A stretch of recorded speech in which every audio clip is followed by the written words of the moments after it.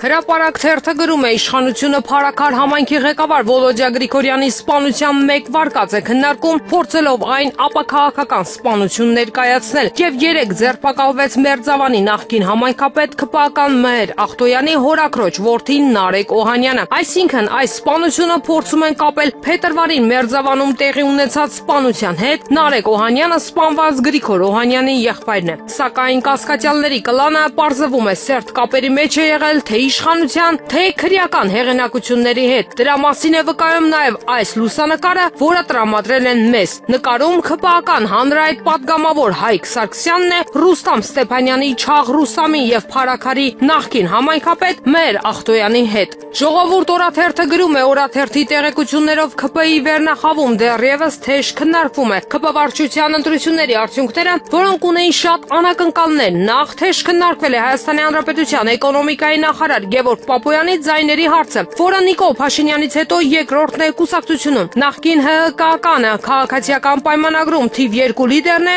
մինչդեռ նրան ժամանակին լուրջ չեն վերաբերվել թիմում։ Կարճ ասած, Փաշինյանից հետո կուսակցությունում Գևորգ Պապոյանն ու Վահագն Ալեքսանյանն են ամենաշատ ձայները հավաքել։ Երևույթ, որը սառը ցնցուղ է եղել բոլոր նրանց համար, ովքեր իրենց թիմի լիդեր էին համարում։ Հաջորդը Ժողովուրդ օրաթերթի աղբյուրների ազգային ժողովի ՔՊ խմբակցության պատգամավոր Արմեն Խաչատրյանի վարչության անդամ դառնալու հարցն է, որը տևական ժամանակ է քննարկվում է վարչությունում։ Խաչատրյանի ընտրությունն անակնկալ է եղել ՔՊԱ-ականների համար, քանի որ Սյունեցի պատգամավորը համարվում է Անդրանիկ Քոչարյանի աչքն ու ականջը ՔՊ-ում, եւ կուսակցականները զարմացած են, ինչպես կարելի էր նրան վստահել։ Հրապարակ թերթը գրում է, որոշ տեղեկություններով քաղաքպայմանագիր խմբակցության պատգամավորները հատուկ սարքեն են ձեռք բերել, որը թույլ չի տալիս, որ գաղտնալսեն մարդկանց։ Գաղտնալսումներն արվում են հիմնականում հեռախոսերի միջոցով, ընդ որում պարտադիր չէ, որ մարդը դրանով խոսելիս լինի։ Սմարթֆոնն անգամ սպասիվ վիճակում կարող է գաղտնալսելու գործիք դառնալ։ Հիմա կարկառուն ՔՊԱ-ականների աշխատասենյակների որևէ անկյունում այդ արկղերը գաղտնալսումը կանխող սարքեն են դրված։ Այն թույլ է տալիս, որ հեռախոսը միշտ հասանելի մնա,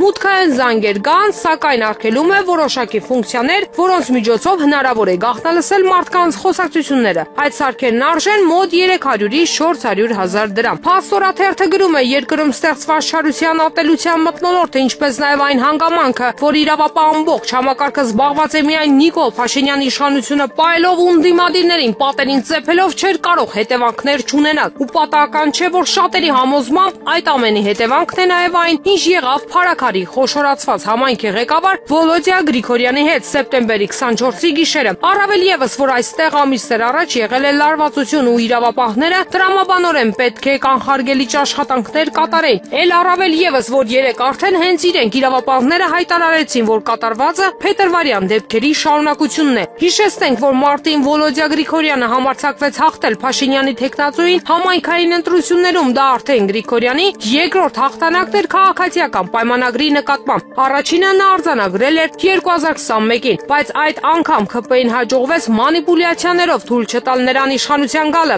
ուղղակի սաբոտաժի ենթարկվելով Փարաքարի ավականու աշխատանքը եւ, ինչպես ասում են, անօրինական ճանապարհով իշխանության բերելով իրենց մարդկանց, բայց չէ որ Հայաստանում ընտրությունները չեն կեղծվում։ Իհարկե, Վոլոդյա Գրիգորյանը չանձնվեց եւ 2025-ին կրկին հաղթեց, ստանալով համոզիչ 57% չնայած ՔՊ-ի բոլոր ջանքերին եւ վարչական ռեսուրսի կիրառմանը։ Գյումրիի քաղաքապետ Վարդան Ղուկասյանը, որը սեփական փորձով գիտի թե ինչ է նշանակում Փաշինյանի ճնշումը տեղական իշխանության վրա, նշել է, որ ժողովրդի կողմից ընտրված եւ քաղաքացիների վստահությունն ու սերը վայելող համայնքների ղեկավարները վերածվել են կենթանի թիրախների։ Ժողովուրդ օրաթերթը գրում է, օրաթերթը տեղեկացավ, որ սեպտեմբերի 30-ին մեկնարկելիք ազգային ժողովի նստաշրջանում իշխանական պատգամավորները երկու ընտրություն ունեն իրականացնելու։ Նախ պետք է ընտրեն ազգային ժողովի առողջապահության հարցերի մշտական հանձնաժողովի նախագահի։ Այդ պաշտոնի համար ՔՊ-ն ներկայացրել է 1 թեկնածուի՝ Հռիփսիմե Հունանյանին։ Նրա առաջադրումն արդեն բում է դարձել առողջապահության ոլորտի մասնագետների շրջանում, ովքեր էլ հայտարարում են, որ հիվանդանոցում բուժքույր աշխատած Հունանյանը չի կարող օրենսդիր մարմնում նման կարևոր հանձնաժողով կառավարել, օրենքների մշակումը համակարգել։ Չնայած այդ ամենին, իշխանություններն ամեն ինչ անելու են իրենց սրտի թեկնածու Հունանյանին հանձնաժողովի նախագահ դարձնելու համար, քանի որ Հունանյանը